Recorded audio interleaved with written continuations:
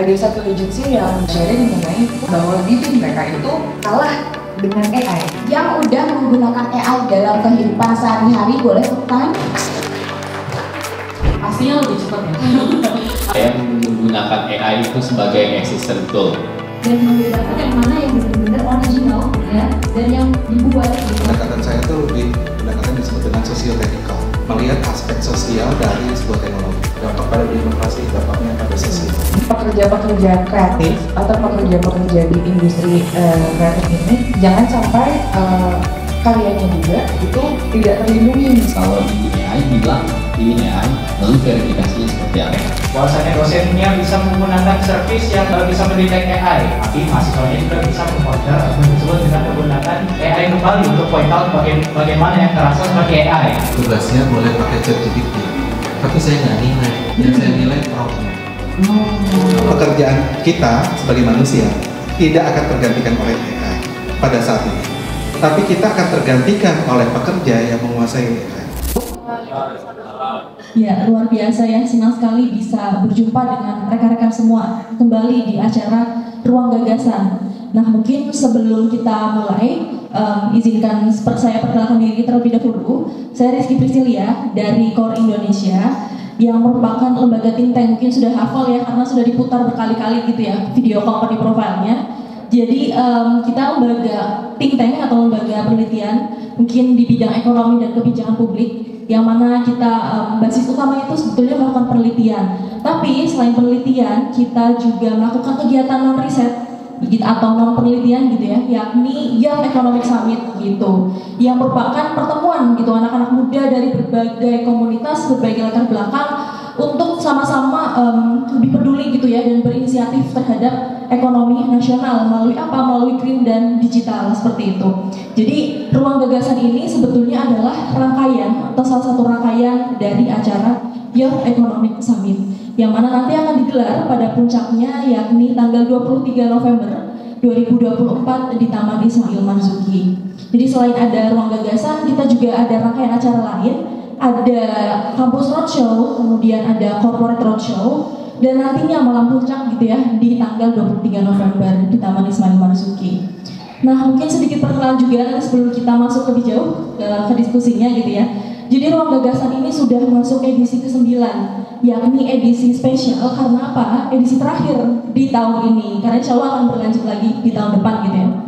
Dimana 7 edisi sebelumnya kita sudah mengadakan acara di ruangan yang sama, di ruangan ini. Dan kemarin di episode atau edisi ke-8 kita adakan di Banyumas. Jadi spesial kita melakukan kunjungan ke Banyumas, lebih tepatnya di tempat pengolahan sampah terpadu di Banyumas. Karena kita tahu Banyumas itu salah satu kota percontohan gitu ya untuk pengolahan sampah, jadi kita belajar langsung. Dan untuk edisi ke-9 ini luar biasa ya, kita ingin belajar gitu ya, atau berdiskusi bersama terkait bagaimana sih penggunaan kecerdasan buatan gitu ya dalam media konten kepentingan publik di Indonesia. Mungkin sebelum kita mulai, saya mau sapa-sapa dahulu. Di sini ada Mas Damar Juniarto. Selamat sore Mas Damar. Ya, beliau merupakan pendiri Pusat Inovasi Kecerdasan Artificial dan Teknologi untuk Demokrasi atau PIKAT Demokrasi. Terima kasih Mas sudah hadir di acara Ruang Gagasan. Selanjutnya ada Mbak Mary Dina. Selamat sore Mbak Mary. Mbak Mary ini, Mbak Maria. Maria Dina. Ya, Mbak Maria ini dari Serikat Sindikasi. Terima kasih Mbak sudah bergabung di Ruang Gagasan. Selanjutnya ada Mas Dimas Agita. Ya, Mas Dimas ini adalah Head of Digital Revenue dari Suara.com. Terima kasih Mas sudah hadir di acara kita sore hari ini. Terima kasih juga kepada teman-teman semua yang sudah hadir. Kita juga ada yang bergabung via Zoom gitu ya, karena antusiasme teman-teman yang dari Banyumas kemarin ya, kita juga sempat spill-spill nih terkait Ruang Gagasan. Jadi mereka yang bergabung di ruang Zoom ini yang mungkin belum bisa hadir secara offline gitu ya di sini, yang berada di luar Jabodetabek seperti itu. Baik, Ruang Gagasan kali ini itu menarik gitu ya, karena kita akan membahas tentang bagaimana sih memanfaatkan AI dalam pembuatan konten, terutama mungkin konten kepentingan publik seperti itu ya. Seperti yang kita tahu gitu ya, perkembangan AI itu sangat luar biasa masif. Ibaratnya kita butuh apa, kita tinggal duduk manis, tulis promptnya aja, dan udah hasilnya keluar gitu ya. Jadi dengan sangat cepat, sangat akurat sesuai dengan apa yang kita inginkan gitu. Nah, tapi apakah hal itu tidak masalah atau atau bagaimana sih kita semestinya menyikapi terkait dengan perkembangan AI yang sangat luar biasa seperti ini.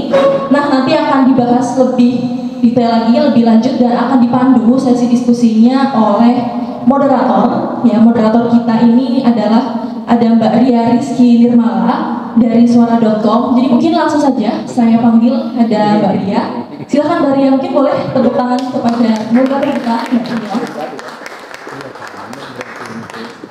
Baik, terima kasih untuk Mbak Rizky. Assalamualaikum warahmatullahi wabarakatuh. Selamat sore semuanya. Terima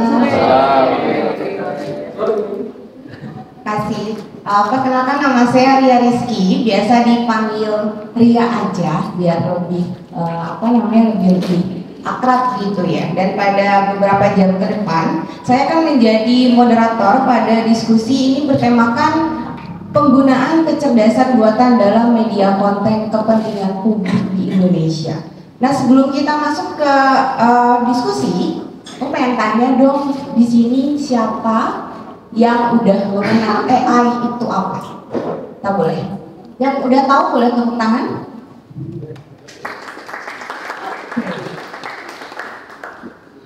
Yang udah menggunakan AI dalam kehidupan sehari-hari boleh tepuk tangan?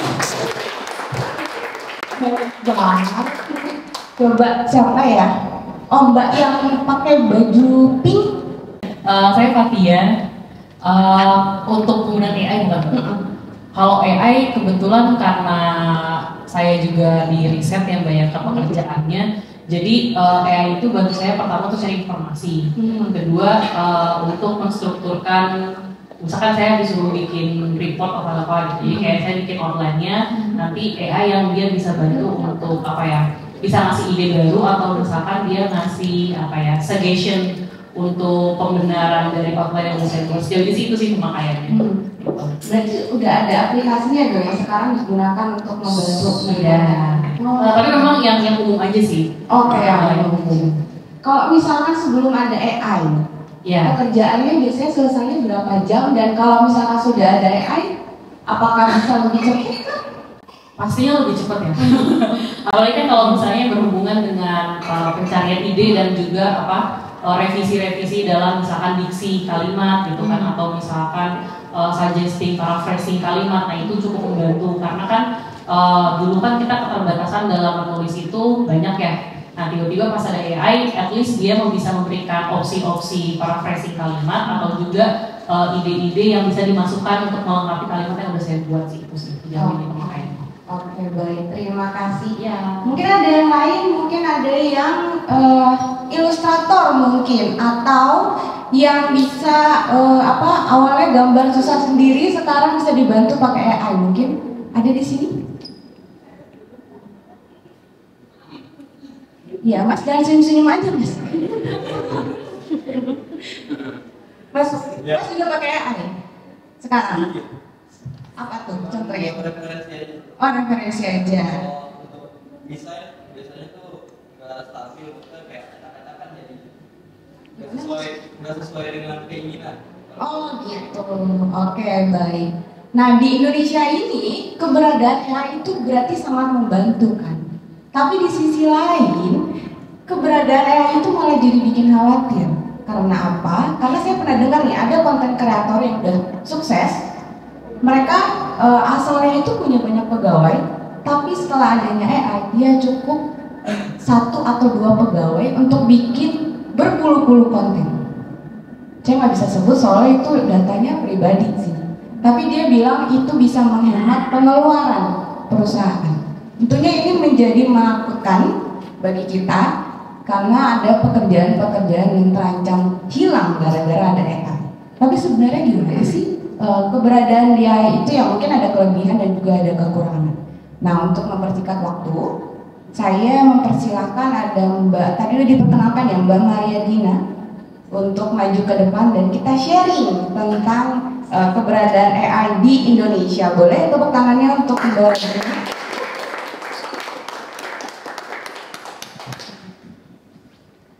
Oke. Selamat sore teman-teman, terima kasih atas undangannya. Nama saya Maria Dina, biasa dipanggil Maria boleh, Dina boleh. Saya anggota dari sindikasi. Kalau teman-teman yang belum tahu, sindikasi itu adalah serikat pekerja. Singkatan dari Serikat Pekerja Media dan Industri Kreatif untuk Demokrasi. Jadi latar belakang saya di sini gitu ya, sebagai unionized worker,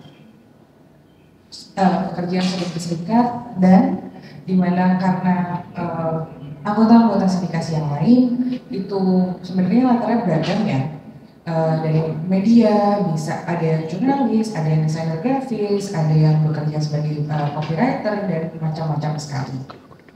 Jadi mungkin hari ini yang fokus dari sesi sharing saya itu lebih kepada tadi mungkin menyambung pengantar ya, yakni seperti apa sih di industri, khususnya mungkin yang industri di mana saya sendiri ada gitu ya di situ, atau industri yang saya tahu teman-teman saya di sindikasi juga bekerja di ranah tersebut, bagaimana sejauh ini mereka leveraging atau memanfaatkan AI, tetapi juga itu memunculkan beberapa pertanyaan-pertanyaan bagaimana industri-industri yang mulai menerapkan atau memanfaatkan AI ini bisa dikatakan seperti terdisrupsi gitu ya. Jadi di sini sebenarnya saya mau berbagi ada laporan ini.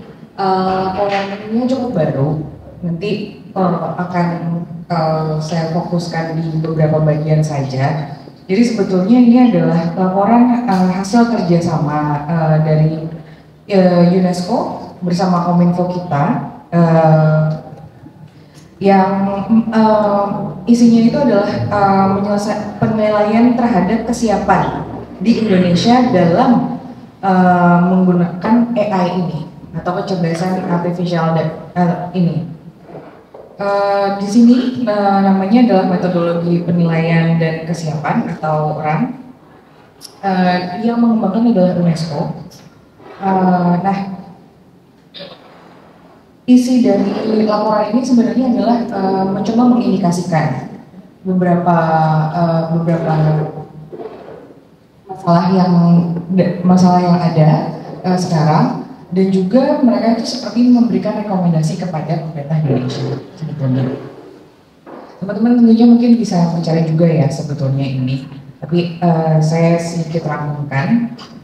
Penilaian ini mengevaluasi landscape dari AI sendiri di Indonesia berdasarkan 5 dimensi. 1, hukum dan regulasi, 2, sosial budaya, 3, ekonomi, 4, ilmiah dan pendidikan, 5, teknis dan infrastruktur. Gitu. Nah, harapannya adalah laporan ini bisa memberikan semacam gambaran atau peta lah seperti itu ya. Sekaligus mungkin bagaimana caranya supaya seluruh sektor untuk berkolaborasi membentuk ekosistem AI yang beretika dan inklusif. Tujuannya di sini kalau misalnya dari mungkin aku bisa minta di halaman 7, langsung ke halaman 7 aja. Ya. Di sini sebenarnya mengidentifikasi beberapa sejumlah area penting seperti dampak ekonomi dan sosial budayanya. Risiko apa aja sih terkait AI dan pendanaan penelitian mengenai AI. Sedangkan nanti kita bisa lihat rekomendasinya, gitu ya, rekomendasinya dari ini juga dari hasil ini itu ada apa aja. Karena sebetulnya Indonesia itu dulu tidak dulu ya pasca, sebenarnya bukan pasca, pra pandemi COVID itu sebenarnya sudah ada yang namanya strategi nasional terkait artificial intelligence atau kecerdasan buatan. Nah, berapa dari teman-teman yang tahu kalau kita tuh sebenarnya atau pemerintah kita maksudnya sudah memiliki strategi nasional ini? Belum tahu ya? Ya. Nah, tapi itu dibentuk atau disusun di 2020. Sedangkan dalam rentang waktu 4 tahun saja, kita tahu bahwa perkembangan ini betapa pesatnya. Gitu. Nah, dari strategi nasional ini mungkin bisa turun sedikit. Ya, ini ya. Ini adalah beberapa nilai atau beberapa kunci yang tercakup di strategi nasional pemerintah Indonesia. Nah, dari sini kemudian ada rekomendasi dari UNESCO dan itu dibandingkan gitu ya.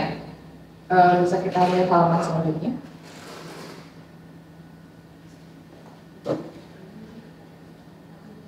Ya, ini. Nah, ini adalah strategi nasional Indonesia dan ini adalah rekomendasi UNESCO. Nah, jadi kita bisa lihat bahwa memang ada yang sudah saling mengisi gitu ya. Tetapi ada juga yang menurut rekomendasi UNESCO itu belum tercakup dalam strategi nasional. Nah, dari laporan ini sebenarnya kuncinya itu ada di rekomendasi tentang kebijakan, tentunya. Kita bisa lihat di halaman 10. Ya. Rekomendasi kebijakan ini mencakup antara lain pembuatan peraturan dan undang-undang gitu ya, misalnya memperbarui lagi standar dan strategi terkait AI, penyelarasan dengan benchmark dunia seperti itu, dan selain terkait dari regulasi atau peraturan dan undang-undangan, ada juga bagian kedua, yakni di bawahnya kerangka institusional. Itu terbagi juga beberapa poin. Dan yang ketiga adalah yang paling akhir, mungkin bisa ke halaman akhir. Nah, ini terkait dengan capacity building atau pengembangan kapasitas. Di sini beberapa poinnya itu mencakup bias dan diskriminasi, representasi kultur, dan juga representasi budaya dan juga konservasi budaya. Dan ketika di sini yang terakhir upskilling to withstand labor disruption atau peningkatan skill untuk dapat bisa bertahan terhadap disrupsi di ketenagakerjaan. Kalau aku boleh minta teman-teman mungkin fokus ke yang paling akhir ini, paling bawah. Di sini kan rekomendasi yang tertuang di laporan ini adalah identify labor markets vulnerable to AI disruption and provide upskilling opportunities through vocational training institutions. Kedua, embed AI adjacent skills in training to support fair transitions for affected workers. Oke, hanya ada 2 poin dalam rekomendasi ini. Saya sendiri itu bekerja dengan latar belakang di industri jasa bahasa dan juga sebetulnya media ya, seperti itu. Jadi profesi utama saya adalah juru bahasa dan juga penerjemah atau bahasa Inggrisnya interpreter dan translator. Dan fokus saya adalah di beberapa bidang yang terkait dalam itu, termasuk misalnya salah satunya bisa legal, ada budayaan juga, gitu ya, dan juga audiovisual. Nah, kalau minggu kemarin baru ya, akhir pekan, dari industri kami, yaitu juru bahasa dan penerjemah, tentunya penggunaan AI ini sebenarnya kita sudah mulai itu sudah cukup lama, bahkan sebelum ada ChatGPT dan lain-lain, karena semuanya bermula mungkin dari Google Translate untuk di industri kami gitu ya. Tapi se-efektif apa sih Google Translate? Mungkin teman-teman sendiri juga tahu kalau misalnya tingkat efektivitasnya meskipun sudah bertahun-tahun, ya ada perbaikan tentu, tapi tergantung juga dari bahasa apa untuk ke bahasa apa misalnya. Seperti itu.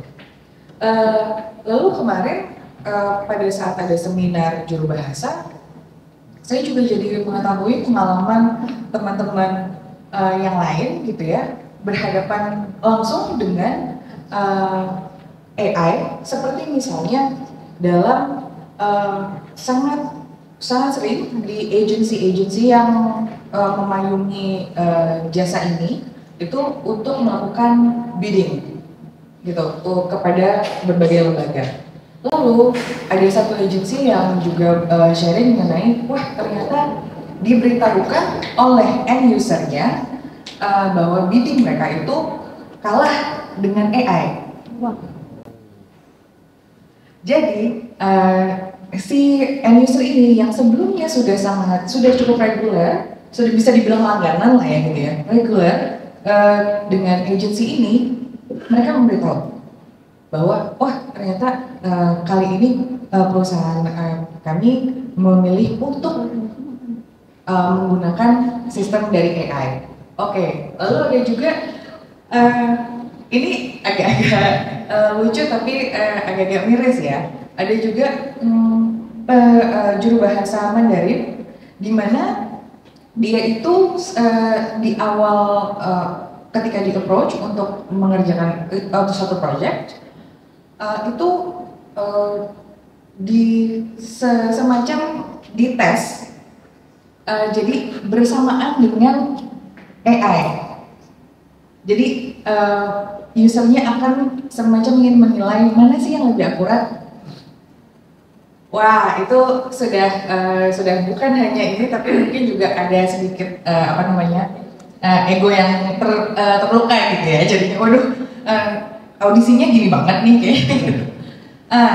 Yang mau saya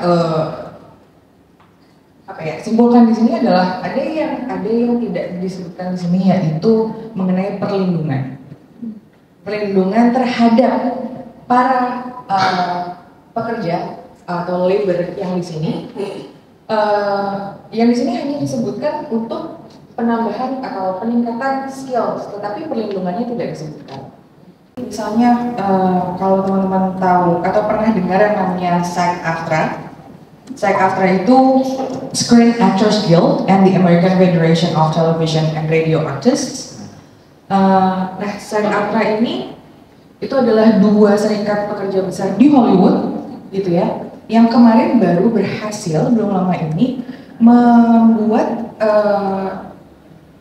terciptanya atau dimasukkannya pasal untuk perlindungan pekerja seperti aktor, voice over, actors dan lain-lain, dengan tujuannya itu bukan supaya melarang para produser ini menggunakan AI, tetapi bagaimana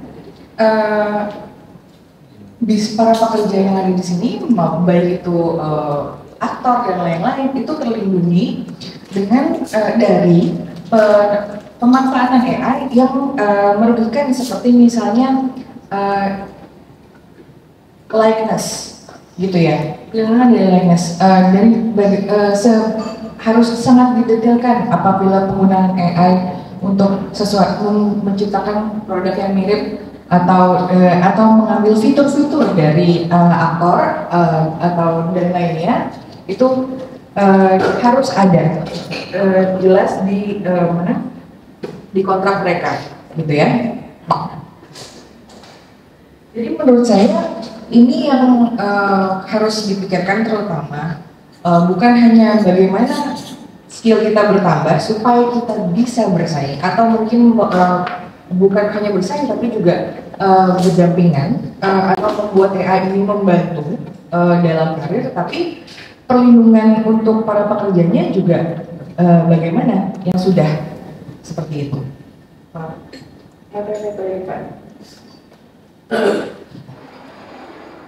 Apakah itu sudah pernah terpikir atau apakah itu sudah juga menjadikan menjadi rekomendasi kepada lembaga-lembaga pemerintahan? Nah tentunya harusnya itu yang bisa diajak kerjasama atau kolaborasi, baik itu dari masyarakatnya atau serikat-serikat pekerja yang sudah ada. Mungkin itu dulu dari saya. Oke, baik, terima kasih. Jadi, ya boleh minta tisu mungkin buat bagian kelilipan. Gitu. Jadi sambil menunggu Mbak Dina balik lagi ke depan, ini sebenarnya ada kebanggaan tersendiri sebenarnya karena AI itu di satu sisi sangat-sangat membantu untuk pekerjaan kita, tapi di sisi lain yaitu tadi bahwa pekerja-pekerja sebelumnya ini malah khawatir dengan bergeraknya AI terutama di Indonesia gitu kan, apalagi di Indonesia ini kan banyak banget ya pengusaha-pengusaha yang pengen mempekerjakan karyawannya sedikit tapi karyanya banyak gitu, hasilnya banyak, dan AI ini tuh udah mulai dilirik sama pengusaha-pengusaha tentunya. Nah ini sebenarnya Mbak Dina masih lirik? Iya. Oh iya. Iya. Mbak Dina ini tadi sudah menjelaskan bagaimana tadi juga di dunia pekerja tata bahasa ya Mbak Dina ya. Itu juga jasa bahasa itu juga udah mulai. Silakan Mbak Dina. Sudah mulai menggunakan atau memanfaatkan keberadaan AI itu di dunia pekerja penerjemah.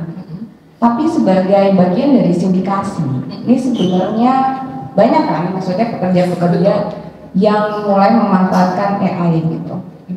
Tapi ada nggak yang sebenarnya udah mulai merasa khawatir gitu? Even mereka berpikir bahwa kerjaan gue agak ringan sih, tapi nanti lama-lama kerjaan gue hilang nih. Ada nggak obrolan-obrolan di sindikasi? Kalau di sindikasi sendiri kemarin itu sempat mengajak ngobrol ketua yang mungkin justru kami tertarik untuk gimana ya supaya kami punya data itu. Jadi apakah melakukan survei juga atau karena kalau dari obrolan tentunya sepertinya bukan masalah sepertinya mungkin yang harus dipertimbangkan itu adalah bukan apakah nanti ada pekerjaan yang tergantikan atau enggak, tapi adalah kapan. Karena it is already happening. Dalam artian ketidaksempurnaannya AI sekarang itu bahkan sesuatu yang para misalnya pencipta-penciptanya gitu ya, developernya itu sendiri mungkin tidak bisa terlalu menebak. Ada satu serial dokumenter bagus dan cukup baru, mungkin bisa lihat, itu juga tentang AI ya, What's Next namanya. Di situ ada timnya Open AI, ChatGPT, ada Microsoft, ada Bill Gates juga. Dan mengenai kalau misalnya teman-teman dari media gitu ya, leveraging AI itu lebih kayak, oh bagaimana yang mungkin ya kita memanfaatkan AI untuk memerangi misinformasi. Karena kita belum lama nih melewati pandemi, gitu kan. Di pandemi COVID itu sendiri aja misinformasi yang berseliweran, bahkan sampai teori konspirasi itu sangat-sangat kencang, dan padahal keadaan kita tuh lagi sangat-sangat genting. Apakah AI ini bisa dimanfaatkan untuk itu, misalnya memerangi misinformasi sehingga memajukan sektor-sektor lain seperti misalnya kesehatan maupun menyelamatkan lingkungan seperti itu. Itu mungkin ya jadi yang menarik untuk dibahas dari pemanfaatan. Iya, tapi Mbak Dina, ini kita sharing aja ya. Kalau misalkan ada yang mau ikut ngasih opini, boleh angkat tangan. Tapi sebelumnya saya ini kan jurnalis ya Mbak Dina, dan dengan adanya AI ini saya agak cukup kaget karena kita tidak bisa menahan derasnya arus AI terutama di media sosial. Saya beberapa waktu lalu sempat dikagetkan dengan salah satu konten dari sebuah partai di mana mereka membuat video itu mendiang Soeharto ini apa namanya ngomong gitu, ngomongin soal partai yang warnanya kuning lah, kita udah tahu lah ya, ngomong, dan itu tuh viral gitu. Yang ada sebagian yang memang sudah jenius gitu kan, oh ya ini sih buatan AI gitu, tapi ada juga yang pengguna media sosial itu yang malah percaya gitu bahwa ya ini Pak Harto bangkit lagi segala macam gitu. Inilah yang sebenarnya media kita seperti jurnalis ini yang tidak bisa ibarat kata kita tidak bisa menahan arusnya yang di AI di media sosial seperti itu gitu. Baik, mungkin ada yang mau ikut beropini soal keberadaan AI ini? Masih belum tahu ya. Oke. Baik, tapi sebenarnya kalau misalkan itu pekerja kreatif nih khususnya, apakah sudah ada mulai membahas soal batasan? Misalnya nih ya, misalnya pekerja kreatif itu kerja di agensi, misalkan membuat iklan atau apa, mereka sudah mulai menggunakan AI kan?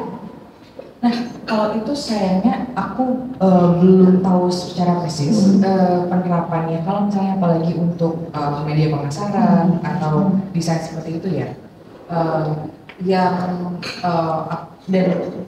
tapi pertanyaan misalnya tadi itu aku rasa berlaku untuk semuanya karena di banyak industri atau paling nggak bidang pekerjaan ini yang ditanyakan adalah batasan etikanya, dan itu sesuatu yang harusnya sangat-sangat diutamakan. Apakah nanti kalau misalnya tadi berdasarkan laporan itu laporan yang tadi itu Indonesia adalah salah satu negara pertama yang menyelesaikan evaluasi tadi loh. Jadi menurut pemerintah kita Indonesia tuh sudah sangat siap. Siapnya itu mungkin dari mana? Apakah hanya sekedar siap untuk sebagai pasar gitu ya, pasar yang potensial, investasi dan lain-lain, atau siap apa nih? Sedangkan tadi mengenai deepfakes dan lain-lain aja, kita sangat masih kewalahan gitu di masyarakat kita. Jadi siapnya tuh siap apa sebenarnya? Kalau saya dengar sih ya nih teman-teman semuanya, pemerintah itu siap untuk membuat regulasi yang memayungi adanya AI, tapi untuk 10 tahun mendatang gitu. Jadi memang masih lama Mbak Nina. Jadi kalau misalkan pemerintah masih bersiap nih, apakah pekerjanya sendiri sudah mulai membuat batasan-batasan atau harusnya itu sudah paling enggak yang saya tahu untuk di industri ini adalah masalah terutama yang paling bersinggungan dengan lebih sering itu ya copyright dan plagiarisme gitu ya. Bagaimana kita tahu jangan sampai itu infringing hak cipta, karena kan tentunya kita tahu bahwa data yang diambil, data yang dimiliki oleh AI itu kan adalah data yang ada di publik gitu. Jadi kalau misalnya saya menginginkan prompt, siapkan misalnya pidato dalam bahasa Inggris dan segala macam. Bagaimana caranya juga supaya itu tidak menyalahi atau jangan-jangan itu plagiarisme seperti itu. Baik, dan sebagai pekerja tadi yang sudah sering saya singgung, karena saya juga merasa khawatir nih pekerjaan jurnalis akan hilang sama AI gitu. Sebenarnya apa sih yang pengen disampaikan sama Mbak Dina sebagai pekerja, mewakili semua pekerja, terutama pekerja kreatif di Indonesia, kepada pemerintah khususnya, agar keberadaan AI di Indonesia ini tidak menggurus pekerjaan kita, tapi justru malah membantu kita sekaligus ada batasan-batasan yang bisa kita gunakan. Ya, jadi kita pertama itu ya, kita yang memang sudah harus terima aja, dan mau kita menerima dalam artian ini teknologi sudah ada. Jadi bagaimana kita bisa bukan tidak lagi tenang aja, kita nggak akan tergantikan karena manusia memang memiliki karakteristik atau skill yang lebih unggul. Itu menurutku agak denial ya. Gitu.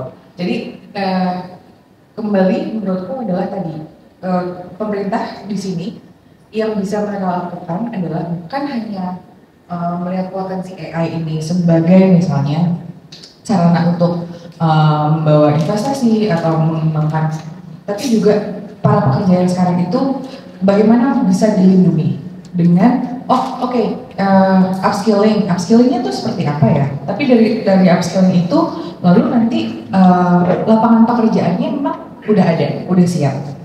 Infrastrukturnya untuk menampung lagi nih orang-orang yang misalnya katanya yang disarankan adalah upskilling, lalu udah dilakukan. Tapi lapangan pekerjaannya mana? Infrastruktur untuk mendukung itu pun apakah sudah merata atau belum? Dan juga pekerja-pekerja kreatif atau pekerja-pekerja di industri kreatif ini yang seperti jangan sampai karyanya juga itu tidak terlindungi. Misalnya kalau teman-teman pernah sempat baca itu ada mungkin seperti ChatGPT atau apa yang menggunakan suara dan suaranya itu mirip suaranya Scarlett Johansson sehingga dia melayangkan tuntutan seperti itu. Nah itu kan adalah menurutku hal-hal yang sangat perlu diperhatikan lebih lanjut dan bagaimana kalau nantinya akan dibuat regulasi, akan dibuat badan pengawas gitu ya, itu jangan sampai luput karena bagaimanapun pekerjanya ini jangan hanya diminta atau disuruh untuk menambah skill tanpa ada perlindungan kepada mereka. Oke. Mas ini akan menjelaskan bagaimana konsep dasar AI dan aplikasinya dalam industri media. Silakan Mas. Halo, terima kasih Ria. Assalamualaikum warahmatullahi wabarakatuh. Disclaimer dulu, saya bakalan menceritakan pengalaman saya di Suara.com selama 10 tahun dan 2 tahun terakhir, mungkin 1 tahun terakhir juga. Ini kita banyak menggunakan tools AI yang digunakan cross division. Kebetulan saya memimpin divisi sosial media, traffic, revenue, dan lain-lain. Ada juga yang menggunakan AI itu di timnya Ria, tim program, dan juga timnya Mas Fadil. Ini lagi foto di tim redaksi. Jadi kita cross platform. Saya akan menceritakan pengalaman saya ya menggunakan AI untuk pekerjaan sehari-hari. Boleh di next Mas. Nah, perlu digarisbawahi saya menggunakan AI itu sebagai assistant tool saya untuk bekerja. Jadi kalau misalnya yang paling banyak saya kerjakan itu adalah konten sosial media. Konten sosial media itu udah banyak ya jenisnya ya. Yang paling banyak adalah video konten. Di video konten itu di dalamnya ada script. Di satu habis kita bikin script, setelah itu produksinya ada video editing. Lalu untuk melanjutkan sebelumnya, mungkin ini konten plannya sebelum video konten itu ya. Jadi konten plannya itu kita bikin di Excel biasanya manual. Sekarang kita dibantu sama AI tools. Oke. Lanjut. Yang kedua, saya itu sering menganalisa data. Nah, ini benar-benar ada benang merahnya sama pekerjaan ekor sehari-hari juga. Data itu biasanya raw data ya, bisa bentuknya CSV, bisa bentuknya Excel, ataupun sekarang bisa Notepad, apapun lah ya, GS, XML. Lalu kalau misalnya untuk memudahkan kita untuk menganalisa data supaya bisa diproses, lalu diidentifikasi, lalu misalnya kita memberikan izin kepada AI itu untuk provide insight gitu ya, untuk kita itu bisa. kebanyakan saya itu menganalisa data dari data traffic yang saya gabungkan dengan data revenue. Gitu. Kalau misalnya di suara kan setiap hari kan trafficnya berapa, page view-nya berapa, yang akses berapa, time on site-nya berapa. Lalu kalau misalnya digabungkan sama data revenue yang masuk dari digital juga, dalam hal ini Google AdSense atau semacamnya, itu bisa kita analisa satu-satu. Oh ternyata traffic ini, ternyata berita ini menghasilkan traffic segini. Pembacanya per page view itu nilainya berapa rupiah, itu bisa dilakukan juga secara manual, tapi karena ada AI tool ini memudahkan kita dan membuat pekerjaan kita lebih cepat gitu. Oke, ini banyak banget yang sering saya analisa.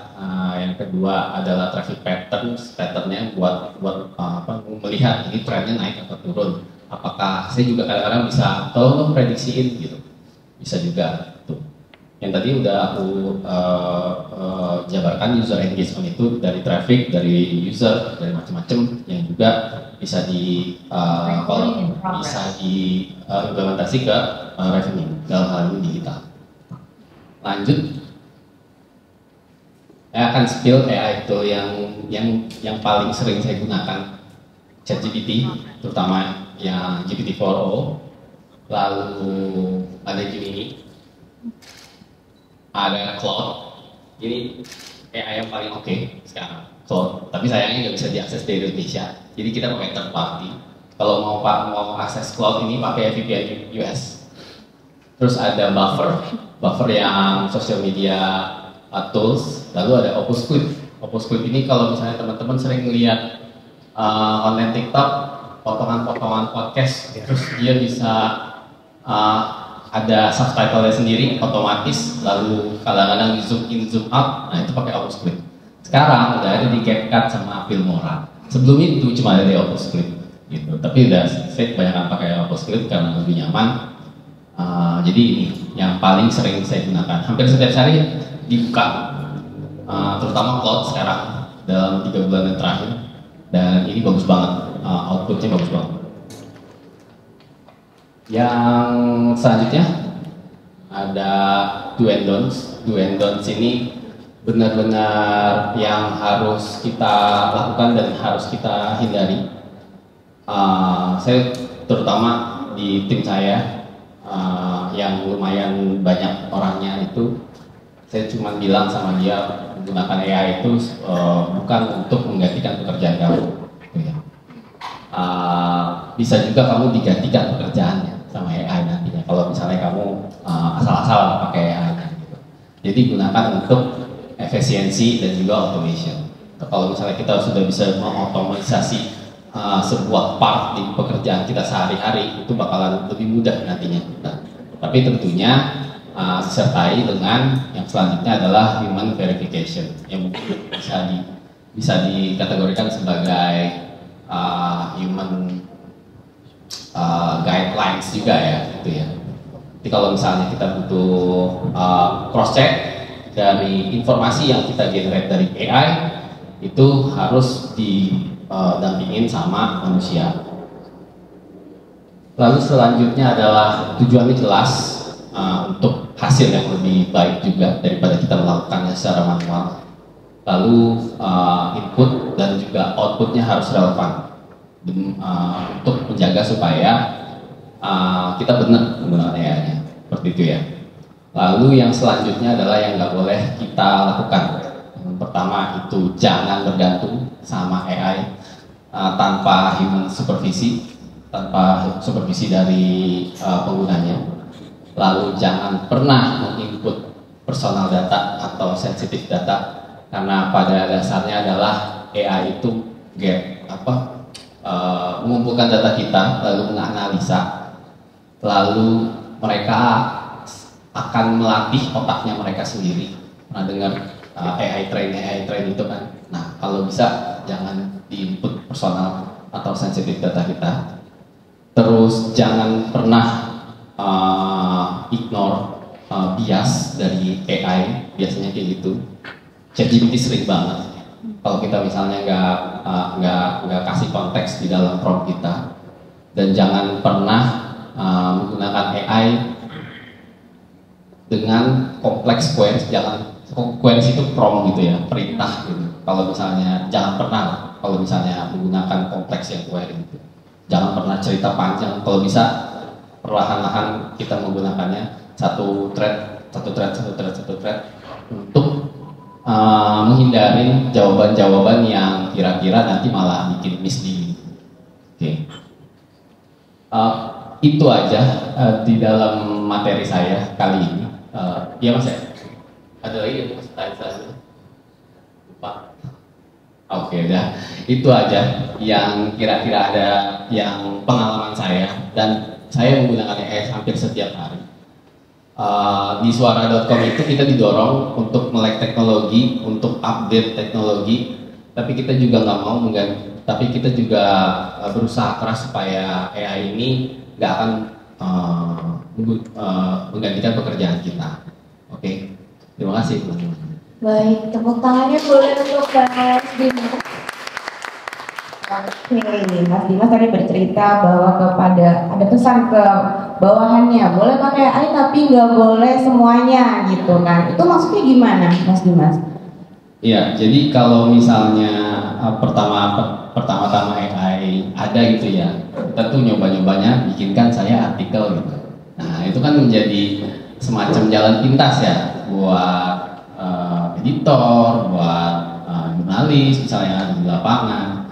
Tapi justru kita sebenarnya harus membuat tulisan kita sendiri, lalu coba aja kita brainstorming atau mengkoreksi, adakah ini yang typo ataukah bisa rekomendasikan angle lain ya gitu. Jangan semuanya. Oke, kita mau sharing tadi mana? Mbak tadi nih yang tadi nih. Iya, tadi kan Mbak cerita ya, mungkin pekerjaannya hampir mirip-mirip lah sama Mas Dimas gitu ya. Itu memang sama nggak sama Mas Dimas prosesnya? Pure semuanya dibantu AI atau hanya untuk memberikan clue atau pencerahan buat Mbaknya si AI itu sendiri? Iya, terima kasih Mbak. Sebenarnya tadi saya mau nanya sama sharing juga sih terkait penggunaan AI ini. Kebetulan juga saya pengguna AI dan juga saya penjual jasa bahasa gitu ya. Sama kayak tadi Mbak yang dari sini. Iya, Mbak Dina gitu.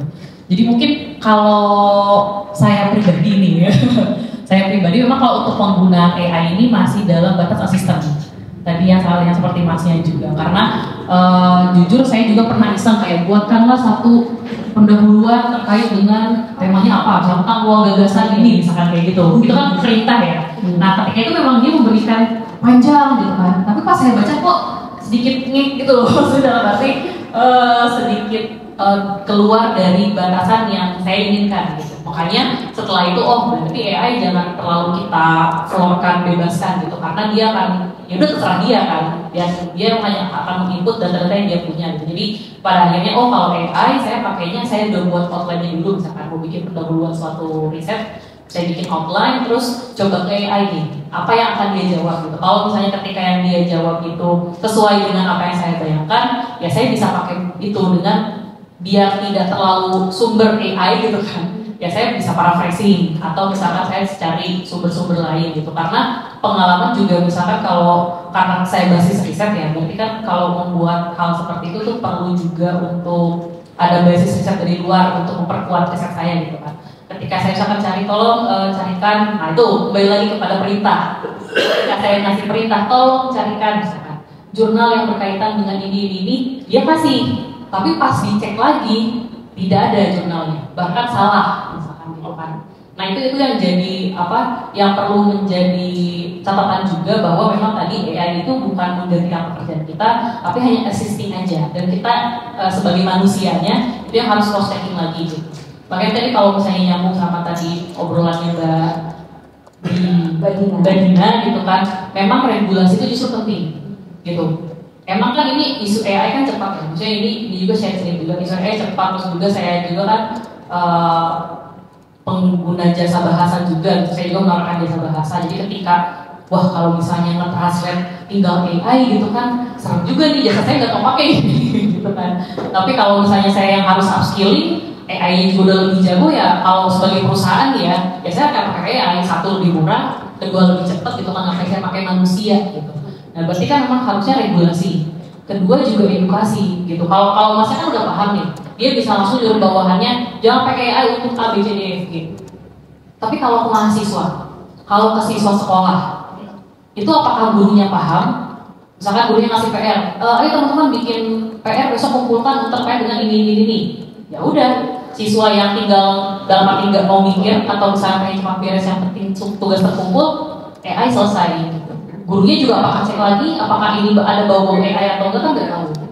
Nah itu, jadi maksudnya kayak regulasi, edukasi, sejauh mana peran AI ini memang harus dipakai. Tadi kalau mungkin di suara sudah, karena sudah ada kesadaran ya Mas ya, bagus juga gitu kan. Sudah ada kesadaran, jadi oke, kamu boleh pakai AI tapi untuk ini, yang nggak boleh ini. Nah untuk kalangan masyarakat lain gimana? Itu sih maksudnya PR juga yang perlu kita pikirkan dan masukan untuk pemerintah juga gitu yang katanya sudah membuat regulasi, tapi apakah regulasinya itu juga bisa memenuhi semua keluh kesah dan memang bisa diaplikasikan? Nah, itu juga perlu kita evaluasi juga sama-sama gitu. Karena bahaya juga nih, kita kan ada isu tenaga kerja nih, orang-orang yang kerja udah susah ya sekarang gitu. Apalagi kalau udah AI gitu, perusahaan apalagi kalau yang memang perusahaannya nyari profit ya, kalau yang murah AI kenapa nggak AI aja? Nah itu jadi bahaya juga nih teman-teman yang jurusannya pendidikan bahasa gitu kan, tiba-tiba ada Google Translate aja mereka ketar-ketir, ini apalagi udah ada AI gitu. Itu sih yang perlu dipikirkan juga pada depannya. Maaf jadi panjang. Terima kasih. Makasih dengan Mbak siapa ya tadi Pati ya. Oh iya Mbak Pati ya. Sebenarnya ada nggak sih batasan-batasan untuk ya minimal jurnalis atau nggak konten kreator ketika menggunakan AI? Apa sih impactnya keberadaan AI sebenarnya untuk pekerja-pekerja media, pekerja-pekerja konten kreator juga gitu? Aku bicara impact dulu ya. Ada salah satu media di Indonesia, bukan media mainstream. Aku nggak bakal sebut medianya. Keluar aja deh. Inisial. Inisialnya D. Inisialnya D. Bukan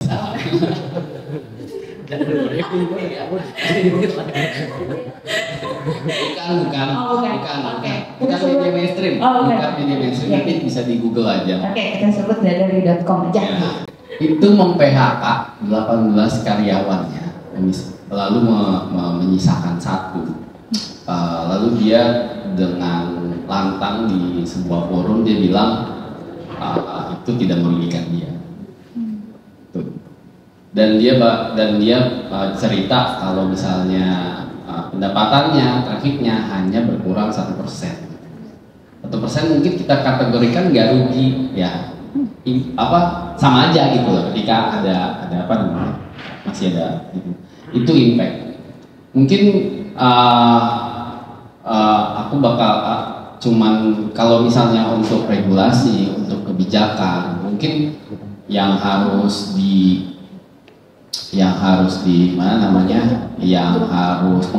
mengambil keputusan itu yang harus mengatur itu gitu, bukan sekelas kita gitu. Adakah kalau misalnya saya punya batasan gitu, ini nggak boleh dilakukan sama AI. Kalau ini AI bilang ini AI, lalu verifikasinya seperti apa? Kalau buat content plan itu kan kalau di sosmed tuh content plan tuh pakai Google Sheet gitu ya. Nah itu nggak apa-apa lah kalau misalnya kalian bikin rumusnya. Tapi kalau misalnya dalam sekejap bikin kayak gitu untuk menentukan konten dalam sebulan gitu itu nggak boleh. Nah itu sih batasannya ya. Kita takut dia ya pekerjaan kayak kita ya, data analis pun juga ngeri banget. Sekarang udah bisa digantikan sama AI. Ada yang di sini data analis. Bapak kira tadi apa data analis bukan? Bukan. Kemarin ada di forum Google yang mungkin kamu juga datang ya. Iya. Ada salah satu konten kreator channel gitu ya, yang dia dari hulu ke hilir itu AI. Biasanya nih ya, kita kan kalau bikin konten di short atau reels gitu ya, kayak anak zaman sekarang kita butuh misalnya 4 orang. Satu buat syuting, misalkan kameramen, satu buat naskah, atau satu lagi buat apalah gitu. Editor segala macam, 4 orang gitu kan harus ngegaji. Nah sementara dia itu cuman cukup 1 orang dengan menggunakan AI gitu. Jadi sebenarnya Dan itu hasilnya bagus lagi ya. iya, dan Nah, itu itu bener-bener mirip banget kayak orangnya gitu. Jadi itu sebenarnya bad way apa good way sih sebenarnya? Itu dua mata pisau ya, dua mata pisau ya. Kita bisa, kalau misalnya aku jadi dia ya, aku menggunakan itu supaya aku bisa meningkatkan kuantitas.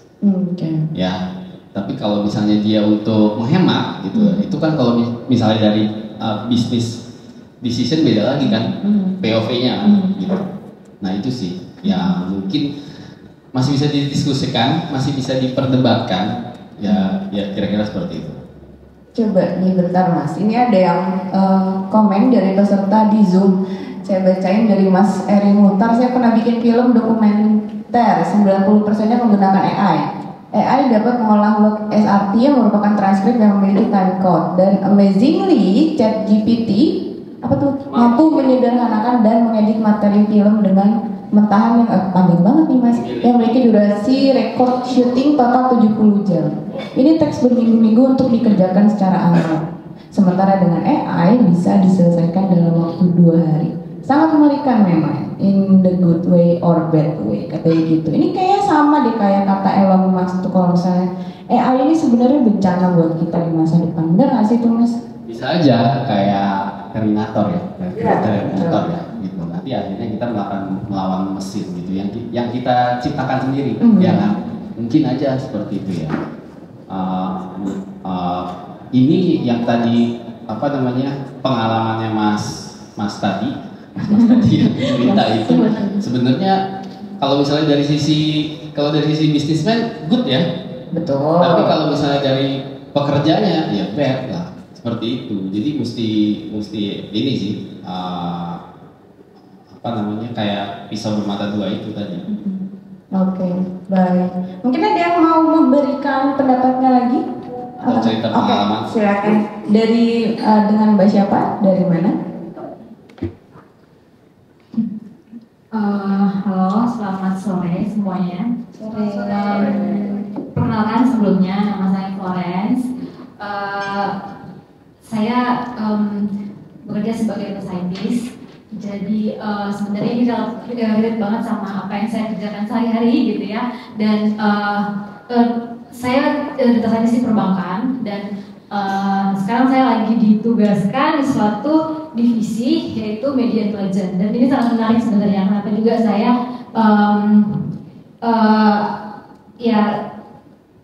ikut ruang gagasan ini gitu ya, karena topiknya yang saat ini juga yang saat ini sedang saya banyak ini ya, curiosity yang harus saya jawab gitu ya.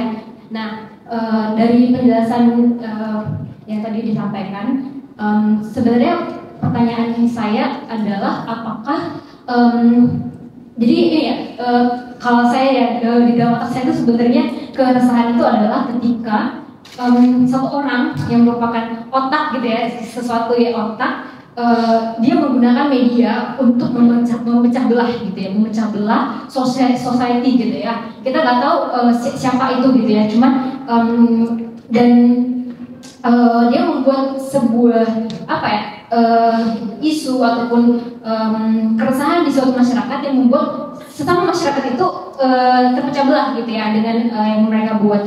Nah, dan itu kan perlu keahlian yang namanya social listening ya, apa yang sedang beredar di media saat ini, dan membedakan yang mana yang benar-benar original ya, dan yang dibuat gitu, jadi respon-respon yang dibuat. Nah, untuk dari social.com sendiri ataupun di media gitu ya, apakah ada tools yang yang digunakan untuk membedakan ini benar-benar opini yang original keangkat dari orang-orang di dalamnya gitu ya, atau yang memang dibuat gitu ya. Nah, itu pertanyaan pertama saya. Terus apakah saat ini adakah yang bisa dijelaskan nggak untuk yang saat ini untuk mengetahui mempredik apa interest yang sosial media, orang-orang dalam sosial media itu akan apa ya,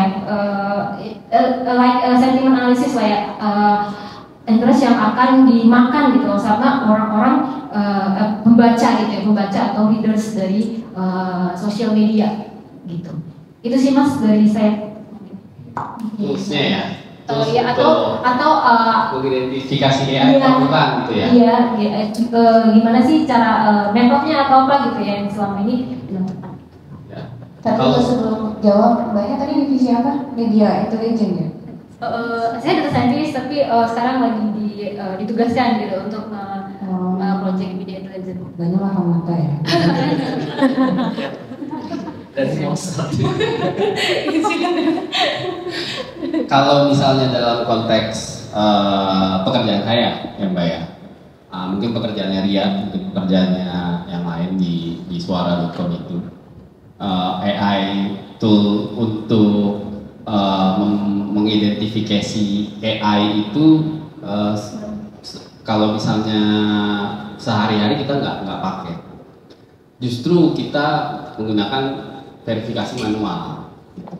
Itu yang kenapa harus ada human supervisionnya di situ, gitu. Itu yang digunakan. Nah tugasnya jurnalis itu kan juga untuk memverifikasi fakta atau bukan, kan? Verifikasi informasi. Justru kita dari situ ya apa namanya ya dibutuhkannya keahlian kita di situ. Jadi untuk sekarang itu nggak ada toolsnya, yang kita pakai nggak ada. Tapi saya bilang sih udah ada ya. Google pasti udah punya lah, yang mungkin nggak mungkin diumumin atau dirilis gitu. Atau siapa tahu dia bakalan ngerilis gitu buat digunakan sebagai apa namanya tools yang semua orang bisa gunakan gitu. Toolsnya nggak ada. Nah tahu Kompas itu punya sosial media dan media listening. Mereka itu bikin litbang, mereka itu bikin machine learning dari litbangnya dia, gitu. Oke, Kompas kan punya litbang. Litbangnya itu diolah, ditrain pakai machine learning AI yang dia create sendiri, yang investasinya nggak main-main, dan dia itu punya mesin itu, yang akhirnya digunakan Kompas untuk kepentingannya dia. Kepentingan bisnis atau kepentingan services misalnya kayak gitu, kepentingan analisa dan lain-lain seperti itu.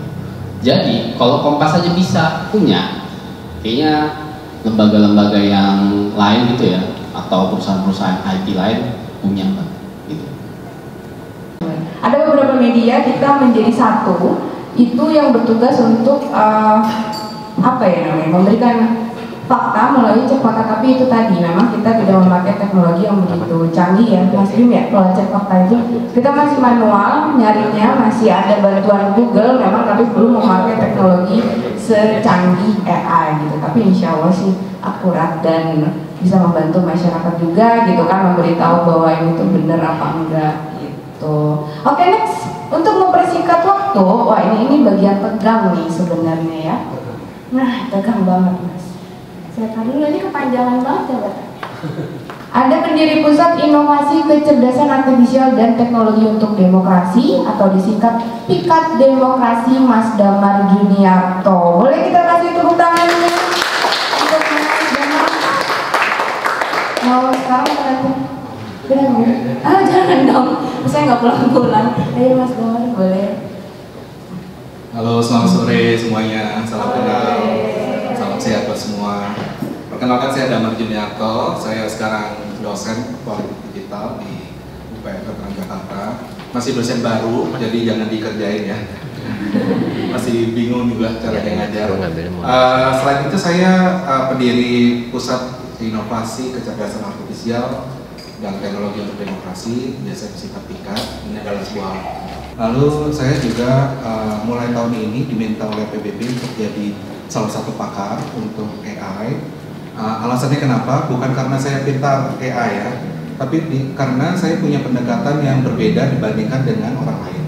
Pendekatan saya itu lebih pendekatan disebut dengan socio-technical, melihat aspek sosial dari sebuah teknologi. Dan khususnya tentang AI yang mau saya dorong adalah human center AI. Jadi AI yang berbasis pada manusia.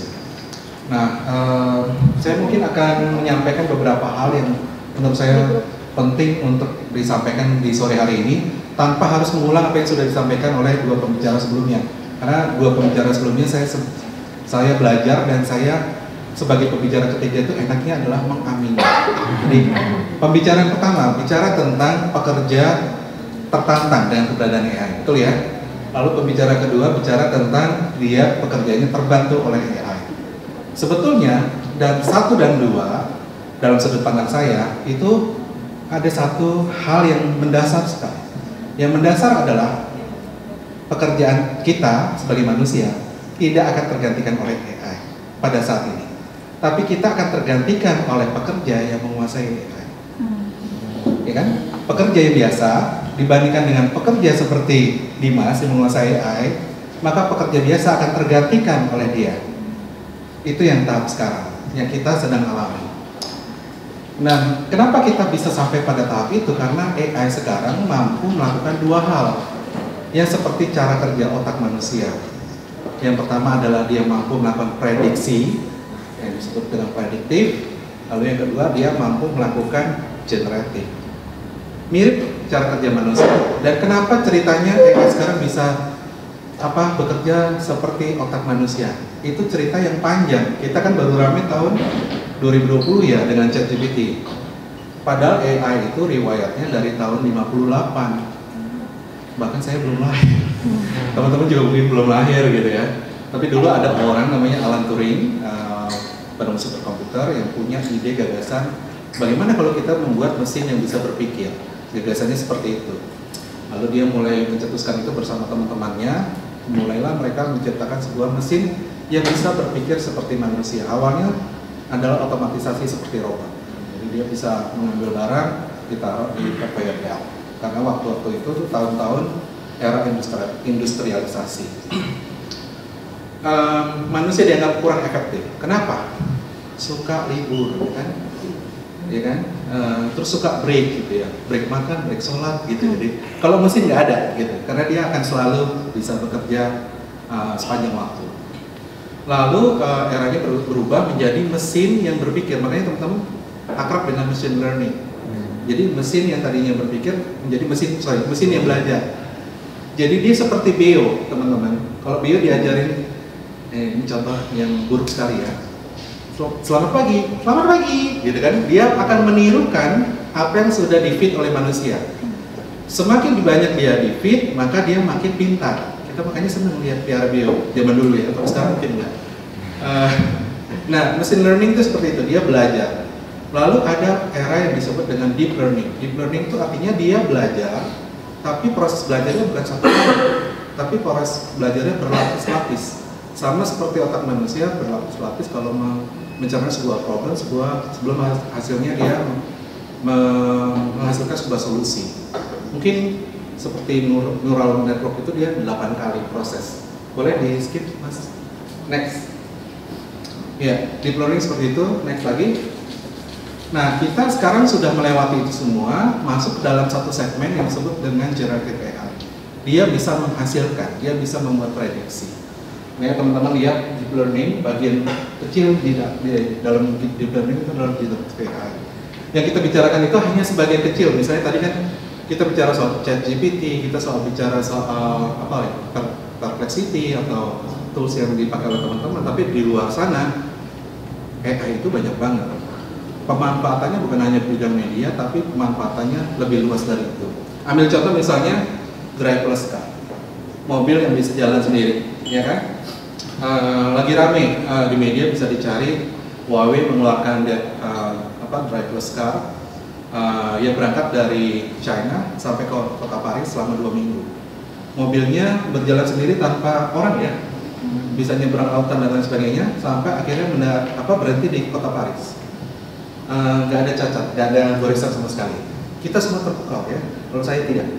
Kenapa? Karena dia belum diuji di Medan, belum diuji di Makassar, belum diuji di Jakarta gitu. Kalau diuji di 3 kota itu saya yakin pasti baret ya. Atau kata-kata teman-teman yang waktu ini saya bawakan di Medan, dia bilang, oh Pak, kalau di Medan bukan baret Pak, hilang Pak. Jadi itu ini ya sedikit intermezzo. Next. Oke, apa yang menjadi problem dengan generative AI? Next. Sebetulnya ada satu area yang secara sosioteknikal itu menjadi problem yang disebut dengan kemampuan generative AI untuk menghasilkan media sintesis. Sintesis artinya tiruan. Makanya kalau saya mengartikan AI itu kecerdasan artifisial, bukan kecerdasan buatan karena dia tiruan. Jadi dia bisa menghasilkan apa teman-teman? Selama proses yang cukup panjang dari tahun 58 sampai sekarang, dia bisa menghasilkan manusia yang nggak pernah ada yang kita kenal gitu ya. Misalnya kalau kita cari di Tinder gitu ya, ada orang ganteng banget gitu ya. Kita cari-cari, ternyata dia bukan manusia karena di Tinder memang dia adopting AI untuk attracting para pengguna. Apakah hanya Tinder? Ya, gitu ya. Bumble dia pakai, ya semua pakai. Hampir semua dating apps itu menggunakan AI. Lalu dia menghasilkan anabul yang nggak pernah ada, gitu ya. Anabul aja dia bikin, gitu ya, sampai real, gitu ya. Lalu dia bisa menghasilkan settingan yang nggak pernah ada. Makanya saya nggak heran misalnya anak IKJ kemarin ngeluh, Mas, sekarang kita kalau mau produksi nggak lagi 10 orang, cukup 4 orang. Gitu. 4 orang kenapa? Karena nggak perlu lagi tim dekor, semua pakai green screen. Jadi bahkan nggak perlu green screen kata dia. Udah pokoknya tinggal ganti aja belakangnya. Sama seperti semudah kita kalau Zoom itu pakai virtual background, dia nggak? Nah kayak gitu tuh. Oke, jadi problemnya media sintesis adalah dia sangat cepat dan sangat realistis, tidak bisa dikenali oleh dengan kita oleh mata kita dengan apa langsung bisa dikenali karena dia menggunakan sebuah teknologi yang disebut dengan generative adversarial network ya, kan namanya. Next. Menarik bahwa saya diminta datang dan topiknya berat ya. Ria ini memang agak-agak ini mentang-mentang badannya berat, saya dikasih hal yang berat ya. Jadi yang pertama disuruh bicara soal resiko. Resikonya apa? Dengan kemampuan prediktif, dengan kemampuan yang kedua adalah kemampuan generatif tadi. Problemnya adalah ada dua. Pertama, resiko pengembangan sendiri yang mau saya pisahkan sama resiko pemanfaatan. Jadi pengembangan untuk bisa menghasilkan sebuah AI yang baik, dia butuh feeding data yang bagus. Bener kan? Nah, dalam pengembangan selama ini teman-teman kalau kita belajar soal AI, di mana AI tumbuh, maka kan kita tahu bahwa hanya sedikit negara yang mengembangkan AI dengan budget besar-besaran. Misalnya, coba, ada yang tahu? China, Israel, Amerika, ya kan? Jadi semua punya kepentingan sendiri-sendiri. Ya. Budgetnya seberapa besar sih? Ada yang tahu budget spend untuk AI? Saya juga nggak tahu sih. Jadi ini ngecek-ngecek ya. Ada yang tahu berapa? Budget spend untuk AI. Amerika Serikat selama 5 tahun terakhir dia budget spendnya adalah 328.548 juta US dollar. Oke, besar ya. Nomor 2 China 132.665 US dollar, million US dollar. Lalu UK, India, South Korea, Singapura, Estonia, Switzerland. Nah, kan besar. Jadi mereka memang punya budget spend yang besar, termasuk juga tadi Israel dan yang pemain baru itu adalah negara-negara Arab ya. Mereka punya budget spend yang sangat besar. Jadi pengembangan itu akan sangat tergantung pada model pendanaan, dan pendanaan sangat tergantung pada data yang bisa dikumpulkan. Jadi kita akan melihat beberapa hal yang terkait dengan itu adalah ada persoalan dengan bias data, transparansi, privasi, dan aktivitas. Karena apa yang dikurasi data-data dari negara tersebut. Nah, untuk negara-negara yang tidak mengembangkan AI, itu hanya jadi hanya diterpa oleh teknologi tersebut. Nah, Indonesia berapa budget spendnya? Ada yang bisa nebak? Dalam juta US dollar deh? Oke, enggak loh. Indonesia bagus, dia sangat siap ya. Tadi kadang-kadang sangat siap ya. Ria mengatakan Indonesia sangat siap dengan budget spend 1,3 T atau setara dengan 87.000 US dollar saja. Kurang dari 1 juta US dollar. Ya. Oke, nah sehingga dalam pengembangan kita otomatis tertinggal, ya kan? Lalu apalagi soal kita bicara soal penggunaan. Nah, karena budget spend yang sangat besar, maka akan ada perang geopolitik terhadap kepemilikan atau penggunaan AI di dunia, dan kita otomatis tidak akan menjadi pemain besar. Bahkan kita kalah dengan Vietnam, bahkan kita kalah dengan Singapura di Asia Tenggara ya. Karena kita tidak betul-betul mengeluarkan spend apapun. Correct me if I'm wrong ya, maksud saya kurang dari 1 juta kan boleh nggak kita bilang ya nggak modal lo gitu ya, mau jadi pemain tingkat ASEAN gitu ya. Jadi kalau dia nggak bisa menjadi pemain tingkat ASEAN, padahal isu AI generatif adalah etika, bias, dan akurasi, karena ya unethical cara mengumpulkan datanya, datanya nggak akurat, lalu bias dengan kepentingan tadi, maka sangat sulit kalau kemudian Indonesia keluar dengan oke, Indonesia dengan budget 1,3 triliun akan mengeluarkan regulasi yang akan menjadi pedoman Asia Tenggara dan bahkan menjadi yang pertama di dunia untuk bisa mengimbangi Uni Eropa yang pertama kali mengeluarkan AU AI Act. Next. Padahal kita mau bicara, jangan bicara tentang regulasi dulu. Kita bicara tentang infrastrukturnya aja belum memadai. Problem kita dengan digital divide masih problematik, tapi problem kita dengan AI adalah jumlah GPU, Generative Processing Unit kita sangat sedikit. Bahkan NVIDIA mengatakan Indonesia dalam kategori jumlah GPU, Generative Processing Unit, itu masuk dalam kategori negara miskin. Oke. Lalu yang kedua, keterampilan sumber daya manusianya rendah. Udah jumlah GPU dikit, orang yang bisa menguasai AI-nya dang-dang gitu ya. Literasi rendah, ahlinya rendah, dan lain sebagainya. Lalu regulasi dan safeguard-nya belum ada. Saya setuju sama Maria mengatakan bahwa regulasi oke lah, tapi safeguard lebih penting. Kenapa? Karena itu yang akan melindungi orang-orang yang pekerjaannya tergantikan oleh orang yang punya kemampuan AI. Siapa yang memastikan mereka tetap punya penghasilan? Siapa yang memastikan mereka tetap punya leveling skill untuk bisa kemudian mengejar ketertinggalan? Next. Waktu kita makin pendek ya. Saya ngomongnya harus lebih cepat gitu ya. Atau sisanya bisa dicari di ChatGPT kali ya. Oke, next. Saya nggak akan bicara soal ini. Next. Saya akan bicara pada kekhawatiran kita semua. Oke, setuju. Semua takut kalau pekerjaannya digantikan AI. Tapi tadi saya sudah katakan bukan AI yang akan menggantikan kalian. Di saat ini adalah kalian akan digantikan oleh orang yang punya kemampuan AI. Ya. Tapi pada saatnya nanti perkembangan AI kan belum berhenti nih. Sekarang kita baru sampai pada generative AI kan. Pada saatnya nanti, pada satu titik kita akan sampai pada artificial generative intelligence yang setara dengan super intelligent. Artinya AI sudah tidak perlu lagi manusia. Dia sudah berpikir sendiri, nggak perlu dikasih prompt. Mas Dimas, nggak perlu dikasih prompt. Dia udah berpikir sendiri. Oke, itu yang perlu kita khawatirkan. Lalu yang kedua, ketidakaturan kerja AI, penyalahgunaan AI untuk memproduksi disinformasi, dan selanjutnya adalah deepfakes. Dia meningkat 900%, sementara alat untuk bisa mendeteksi hanya 3% jumlahnya di dunia ini. Lalu regulasi buat beberapa teman pelaku industri dianggap akan menghambat pengembangan AI tanah air. Ini penjelasannya agak sedikit lompat-lompat nggak apa-apa ya teman-teman. Maksudnya gini, Indonesia itu kita nggak punya ekosistem AI, kita hanya pengguna kan. Lalu kalau kita mau bikin AI, kita terhambat karena regulasi itu kan akan bikin aturan apa yang boleh dan apa yang tidak boleh.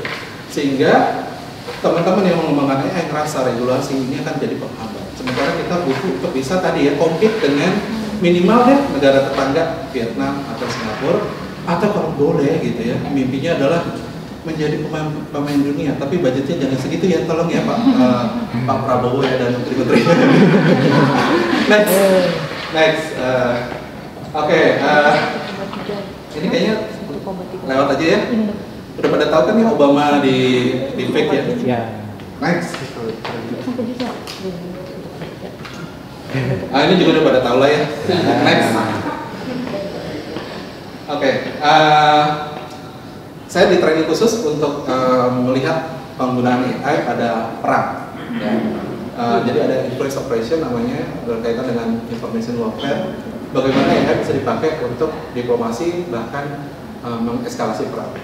Salah satu contohnya ini adalah Zelensky, dia dibuat pidatonya oleh Rusia mengatakan bahwa prajurit Ukraina menyerahlah pada Rusia. Jadi ini sebetulnya yang lebih tingkatan yang paling membahayakan. Next, maka kalau kita mau membuat sebuah regulasi, tidak cukup hanya dengan yang ada sekarang di Indonesia. Next, Indonesia oke lah kita punya Stranas, tapi Stranas itu ngomong-ngomong gitu ya, itu juga banyak bolongnya gitu ya. Kita juga punya pedoman etika di tahun 2023, tapi ini juga masih banyak kekurangannya karena dia tidak punya sanksi. Jadi kalau orang melanggar 9 prinsip ini dia nggak ada sanksinya sama sekali, maka Indonesia akan punya undang-undang AI. Next, yang mau saya dorong adalah kalau Indonesia mau undang-undang AI, maka dia harus belajar dari negara lain. Nah, negara lain salah satu yang jadi golden standard atau holy grail-nya itu adalah EU AI. Kenapa dia dijadikan golden standard? Karena dua, dia menumbuhkan inovasi sekaligus dia meningkatkan standar keamanan. Saya rasa itu yang paling penting dalam aturan AI kita. Next, saya coba rumuskan kalau begitu harus ada prinsip-prinsip umum di dalamnya, yang termasuk di dalamnya adalah membahas apa yang tadi dikeluhkan oleh teman-teman, ketidakakuratan, lalu yang kedua penghilangan pekerjaan, harus ada safeguard, harus ada berkeadilan dan lain sebagainya. Prinsip-prinsip yang harusnya dimasukkan ke dalam itu selain persoalan privasi dan transparansi. Next, oke, selanjutnya. Udah foto saya.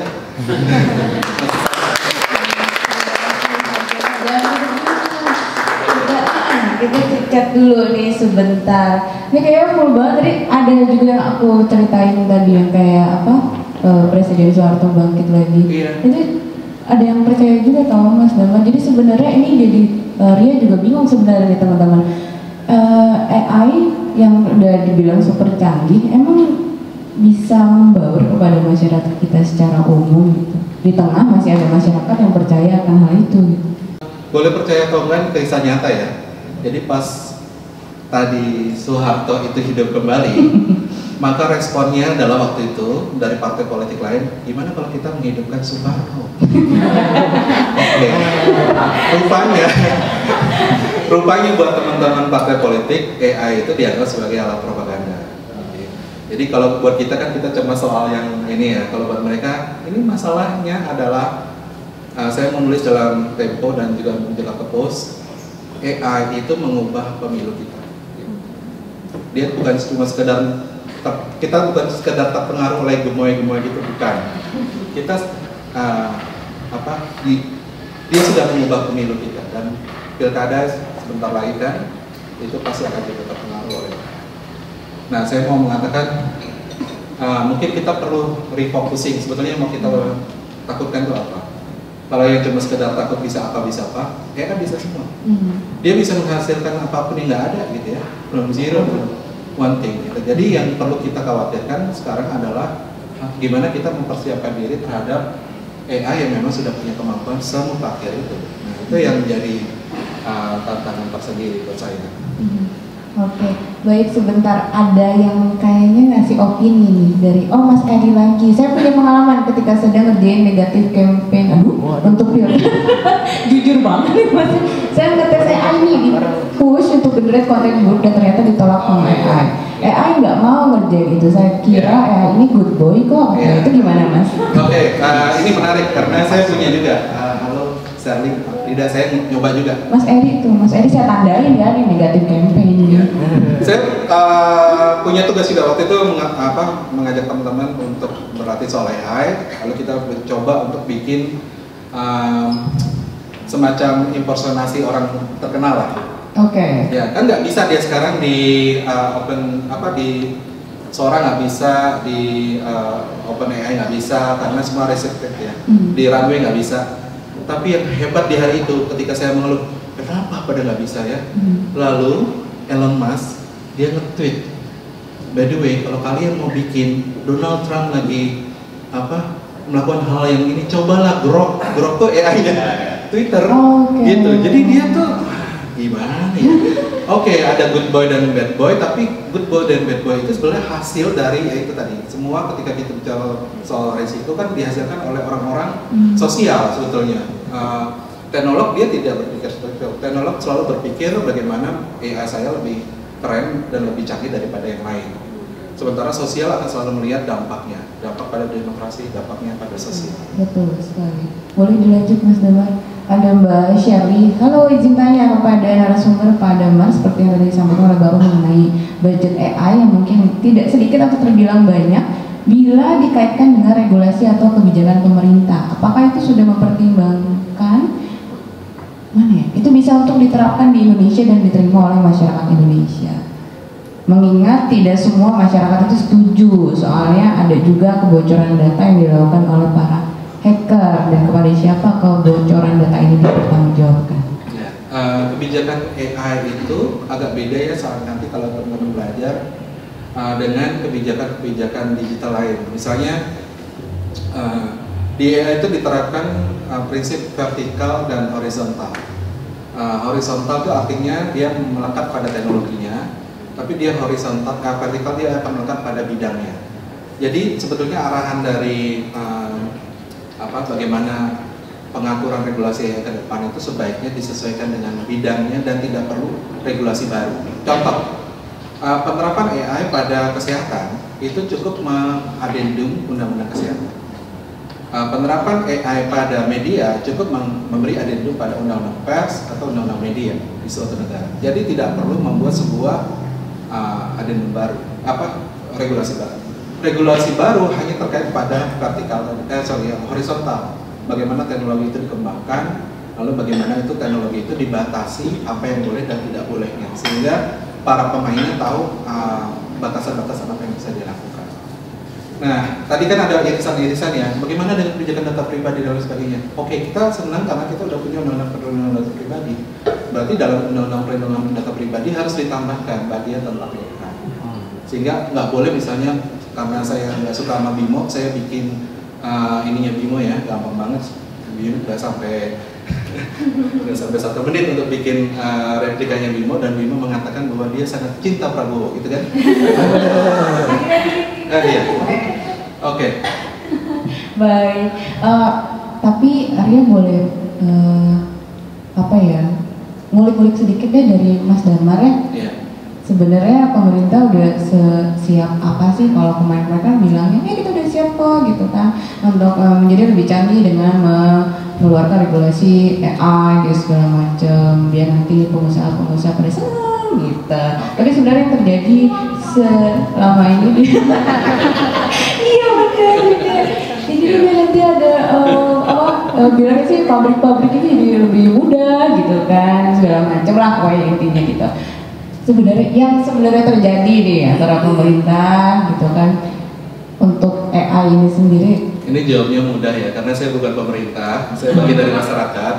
Yang paling mudah sebetulnya, siapa dari teman-teman boleh tepuk tangan atau angkat tangan gitu kali ya. Siapa yang baru pertama kali mendengar penjelasan soal AI seperti yang saya sampaikan?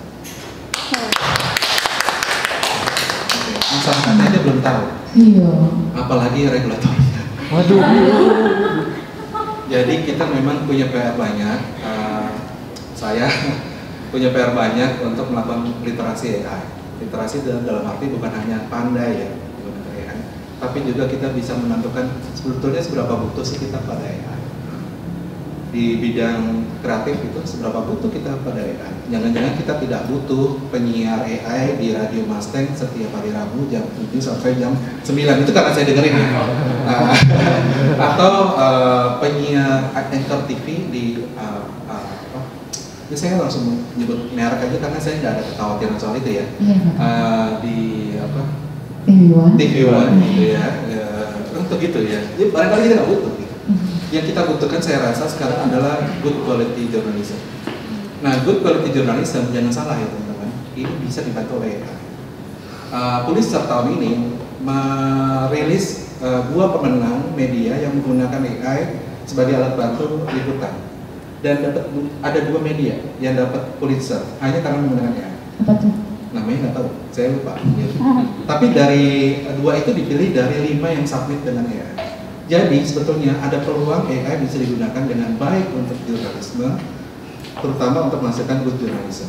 Tapi juga di satu sisi, makanya karena nggak ada safeguardnya, nggak ada apanya kayak batasannya gitu ya. Orang takut jangan-jangan dipakainya bukan untuk menghasilkan good journalism, tapi berkebalikan, misalnya untuk menghasilkan deepfakes ya. Nah itu yang saya rasa energi kita harus kita simpen nih. Kita cuma punya budget dikit, orang dikit, pengetahuan dikit. Kita harus bikin apa? Nah itu kita harus kita menyalurkan. Kalau misalkan di luar negeri, kalau saya lihat sih ada yang news anchor AI gitu, tapi hanya untuk menggambarkan cuaca. Kalau di kita menggambarkan yang lain. Baik, yang peserta di sini teman-teman mungkin ada yang mau menyampaikan opini juga. Oke, ada yang nanya. Mungkin ada yang nanya juga ke Mas Damar untuk mempersingkat waktu. Yes, bisa makan bakso. Kan salah satu anjuran yang dari UNESCO tadi adalah untuk riset untuk AI-nya itu. Dan tadi kan dikemukakan tapi ya budgetnya jangan segitu dong. Dalam riset ini sebenarnya tuh seperti apa saja sih yang masih butuh dalam konteks Indonesia, dan kalau begitu anggarannya itu apakah sudah ada gambaran hitungan kasarnya kah atau apa untuk melakukan riset terkait ini apabila katanya pemerintah mau membuat badan pengawas kecerdasan artifisial ini? Saya bukan pejabat juga tahu. Saya nggak tahu terus terang jawabannya ya. Tapi kalau kita bisa coba lihat perhitungannya, kan sekarang yang sebetulnya sedang didorong oleh UNESCO itu ada 2. Satu yang disebut dengan AI Readiness Index. Nah itu di banyak negara dilakukan. Katanya Indonesia paling cepat selesai. Yes, paling cepat. Apakah kita bahagia dengan cepatnya atau kita bahagia dengan hasilnya nih? Jadi kalau dengan hasilnya dikatakan Indonesia kesalahan utamanya adalah berpikir AI itu soal teknologi, tapi tidak menyiapkan manusianya. Kenapa? Dalam AI Readiness Index salah satu yang diukur adalah jumlah kampus yang punya program AI. Oke, pertanyaannya adalah teman-teman yang baru saja mungkin atau sudah lulus kuliah, siapa yang kampusnya punya jurusan AI? Tepuk tangan. Oh, ada. Di mana, Mbak? Di IPB. Statistikasi machine learning itu udah ada. Dari dulu, cuma sekarang lebih spesifik AI juga ada. Oke. Mbak yang di belakang dari kampus mana? IPB. Oke, meskipun yang tangan 2 ternyata 1 gitu ya. Jadi, kalau berdasarkan ukuran AI Readiness ini salah satu indikatornya, berapa jumlah universitas yang punya jurusan AI? 1 di Indonesia. Tapi saya bisa jawab sebetulnya kurang dari 5 sekarang. Tapi kampus berapa banyak? Kampusnya Raffi Ahmad jangan dihitung ya. Karena dia tidak kampus, tapi ruko ya. Mas ada di situ Mas sebelah sana Mas. Problemnya apa? AI kalau kampusnya. Tadi aku mau ngomong bicara soal budget dulu ya. Ya, budget untuk edukasi harusnya dia mengikuti budget untuk pengembangan, ya kan? Dia masuk dalam pengembangan. Yang menarik adalah bagaimana bobot itu diberikan pada kampus-kampus. Untuk Vietnam dia dikembangkan pada kampus-kampus yang STEM ya. Jadi dia masukkan ke situ budgetnya untuk menghasilkan sumber daya dan juga inovasi-inovasi yang berkaitan dengan itu. Jadi lumayan kelihatan. Di Singapura budgetnya ditambah bukan hanya pada kampus tetapi pada pembuatan regulasi. Jadi ada ke situ. Nah kita perlu bertanya sekarang, proyeksi 2027 budget kita spendnya akan naik jadi 5,8 triliun. Lumayan ya kan, dari 1,3 triliun jadi 5,8. Kira-kira kemana larinya ya? Regulasi, maka sekian itu akan lari untuk pembuatan regulasi. Sisanya kemana? Kita boleh menebak nih teman-teman. Kira-kira kemana? Asal makannya bikin regulasi itu. Sosialisasi, betul. Lalu kira-kira kemana lagi? Perjalanan dinas. Oke. Berarti intinya teman-teman punya dugaan ya. Saya kan nggak mengatakan loh ya. Teman-teman punya dugaan bahwa penggunaannya tidak tepat sasaran untuk pengembangan yang kaitannya dengan pendidikan dan investasi untuk edukasi AI. Aduh, saya merasa bersalah. Maaf Pak Prabowo, siap untuk Prabowo. Udah ketakar jadinya ya, langkah ke depannya seperti apa. Baik, ada pertanyaan dari peserta online, ini boleh ditunjukkan di layar, Mas. Ada nggak sih? Atau saya bacakan aja? Oh, ada kok yang tidak bisa diganti oleh AI. Ini saya dibacakan aja ya. Ada nggak sih? Nggak ada ya? Dari yang menti.com itu? Di atasnya ini. Tolong saya ya. Oke, saya bantu sambil saya bantu baca aja nih, Mas. Mana? Oh ini ya Allah, mohon maaf. Ini dari siapa nggak ada namanya? Menurut speaker, apa yang perlu dilakukan agar masyarakat kita lebih cerdas atau bijak membaca medsos, terutama membedakan mana yang kampanye terselubung, penggiringan opini ataupun fakta aktual? Boleh nih, Mas Damar yang jawab mungkin. Gimana caranya? Yang pertama kita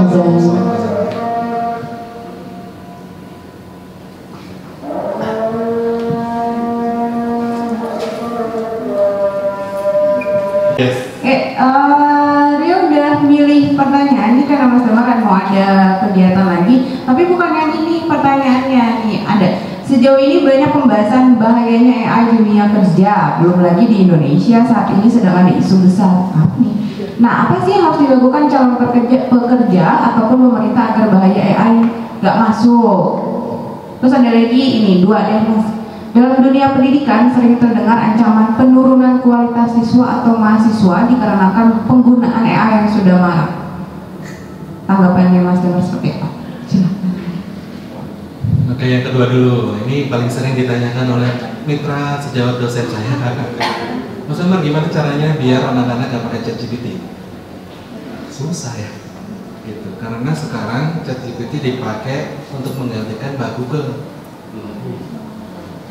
Gimana caranya biar nggak ada Google? Repot juga itu. Karena Google sekarang search engine-nya digabungkan dengan Gemini, jadi nggak susah. Jadi saya selalu mengatakan bahwa dosennya mungkin yang perlu di-upgrade, karena sekarang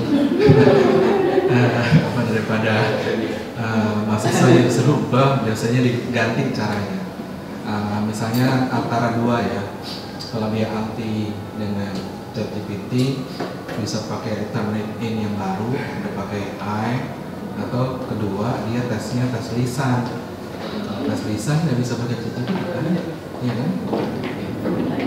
Nah, saya memilih karena saya dosen baru ya, agak-agak aneh emang. Saya bilang semua mahasiswa dalam pekerjaan tugasnya boleh pakai ChatGPT, tapi saya nggak nilai hasilnya. Yang saya nilai prompt-nya. Kalau prompt-nya diuji, jadi prompt-nya saya uji. Kalau prompt-nya pintar, saya kasih nilai. Tapi kalau prompt-nya cuma tolong tuliskan artikel berisi tentang geopolitik di ruang digital, ya itu mah nggak dapat nilai karena itu judul dari mata kuliah saya. Jadi ya udah, ya udah gitu. Galak banget ya Mas Damar. Terus yang pertama pertanyaannya apa tadi? Ini kita udah tahu kalau AI itu berbahaya. Gimana caranya buat kita pekerja atau pemerintah itu menghalau si bahayanya aja biar kita dapat manfaatnya aja? Iya, kalau ada sedikit dikit mau spending investasi adalah bikin AI sendiri yang nggak ada bahayanya.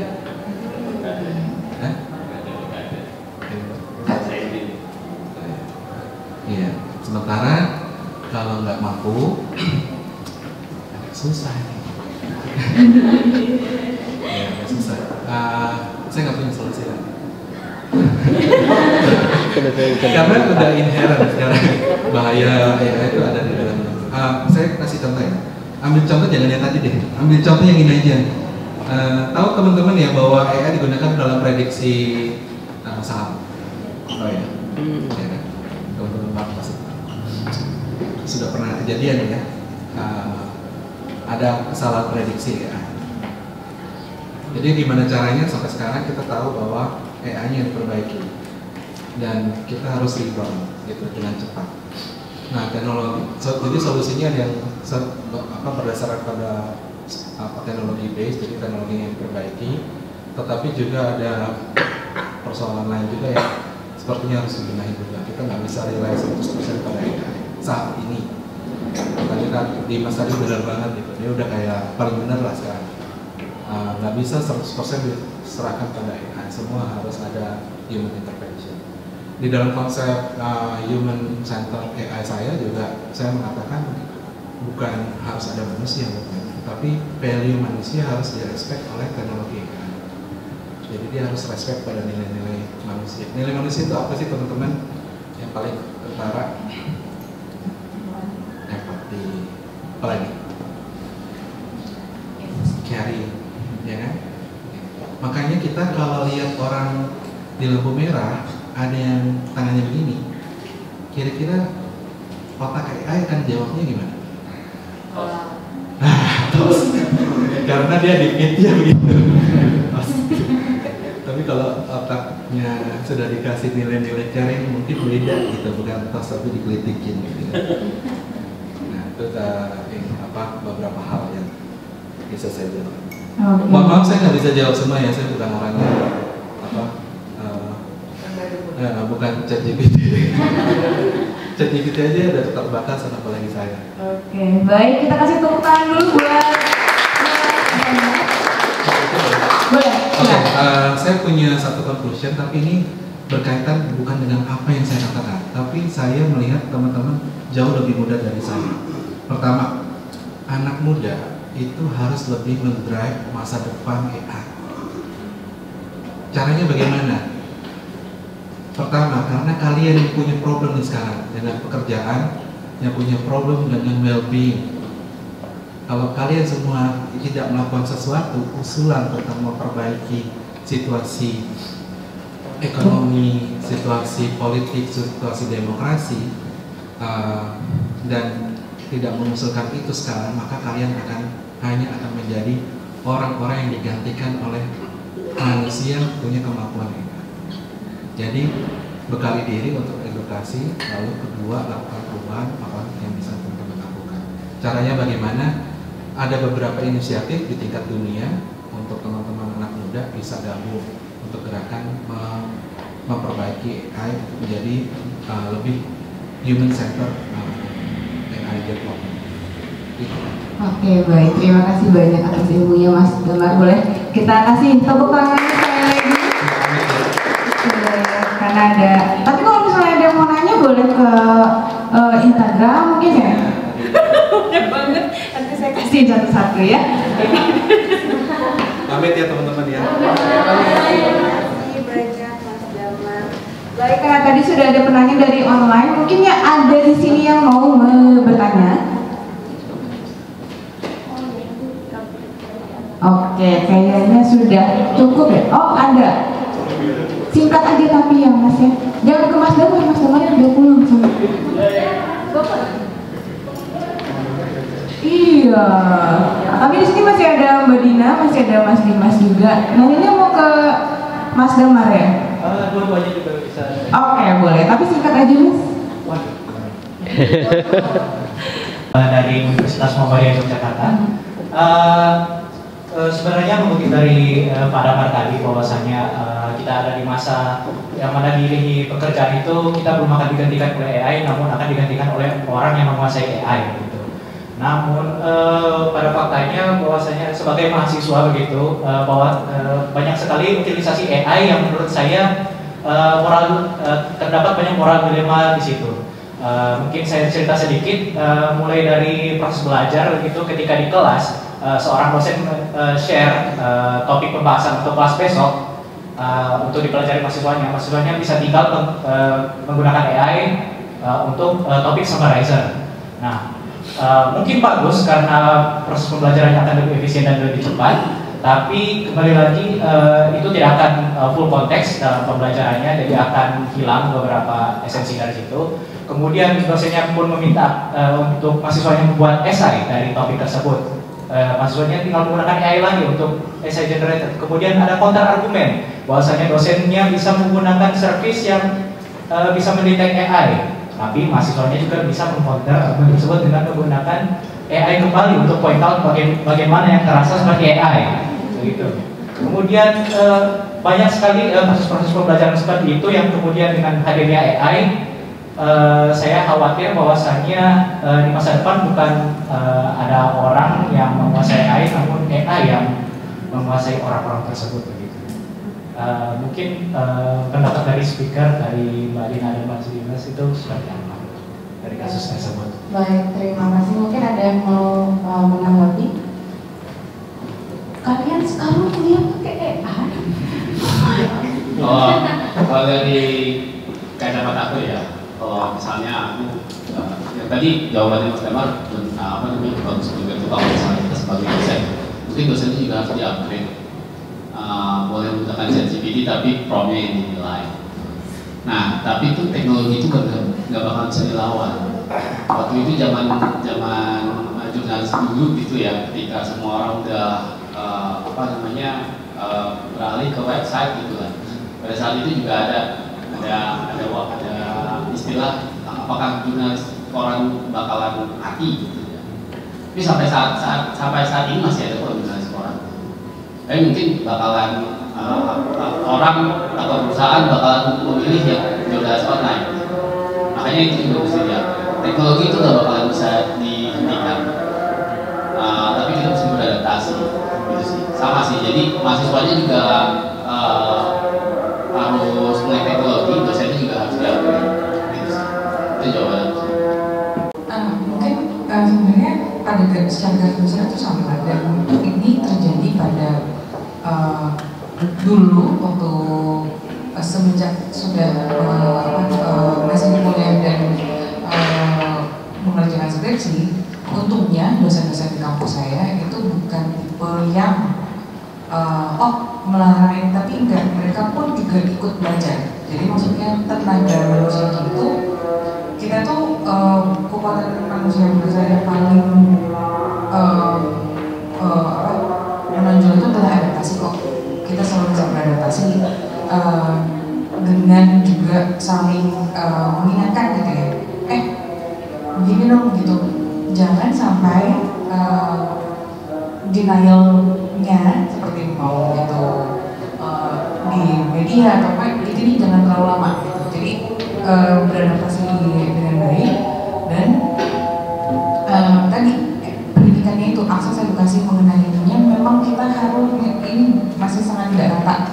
Jadi poin yang tadi, kalau investasi dari yang perlu di ini untuk pengembangan ke depannya adalah di pendidikan yang supaya semua orang itu bisa memahami dengan taraf yang paling enggak sama lah, karena banyak juga guru-guru yang misalnya melarang dulu kan ya tentunya untuk tulisan kuliah jangan merujuk pada Wikipedia, itu normal gitu. Tapi aku bilang nggak bisa, ini cerita beneran, jangan pakai harus semuanya harus buku misalnya gitu, misalnya mau kamus mau apa, karena ternyata ada pengajar atau guru yang berpikir kalau kamus online seperti KBBI atau apa itu adalah AI gitu loh. Jadi maksudnya ini tuh kontrasnya tuh masih jauh. Jadi itu sih paling menurut aku. Terima kasih. Oke, Oke, baik, terima kasih Mbak Dina. Sudah cukup ya? Oke, baik, dari tadi kita sudah membahas AI dari mulai kelebihan, kekurangan, kekhawatiran juga, dan bisa disebut ada sedikit ancamannya juga dari AI, tapi ya balik lagi seperti Mas Damar katakan bahwa tidak akan kehilangan kita insya Allah ya. Dan sudah di penghujung acara tentunya terima kasih kepada seluruh narasumber yang hadir, Mbak Dina, kemudian Mas Dimas juga terima kasih atas waktunya dan ilmunya juga. Jadi kita tahu nih sebenarnya ada apa ya, bukan kekhawatiran sih, tapi ada kejutan juga buat kita gitu kan. Kita bacakan dulu sedikit kesimpulan dari diskusi kali ini.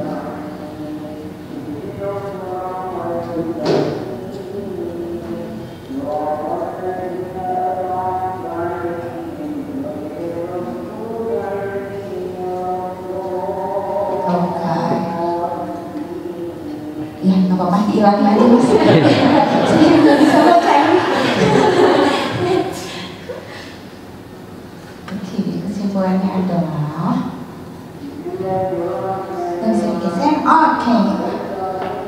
Oke, yang pertama adalah betul belum adanya perlindungan yang pasti terhadap pekerja yang terdampak keberadaan AI. Kemudian dalam dunia media juga pemanfaatan AI ini dapat digunakan untuk memerangi hoax. Copyright dan plagiarisme menjadi perhatian penting dalam penggunaan AI untuk menjunjung tinggi etika dalam berkarya. Kemudian AI juga bisa jadi asisten tool untuk mempermudah analisa dan bekerja lebih cepat. AI itu bukan menggantikan, namun memudahkan pekerjaan kita.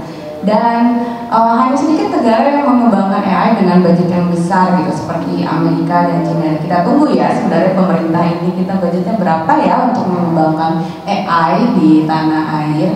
Dan yang bisa dibaca sendiri karena banyak banget ini. Kedepan AI sudah tidak memerlukan prompt, dia akan berpikir sendiri. Ini yang akan menjadi tantangan di masa mendatang. Kemudian ada lagi kesalahan Indonesia adalah hanya berfokus pada teknologinya, sementara SDM-nya kurang disiapkan dengan baik. Gitu. Ada lagi?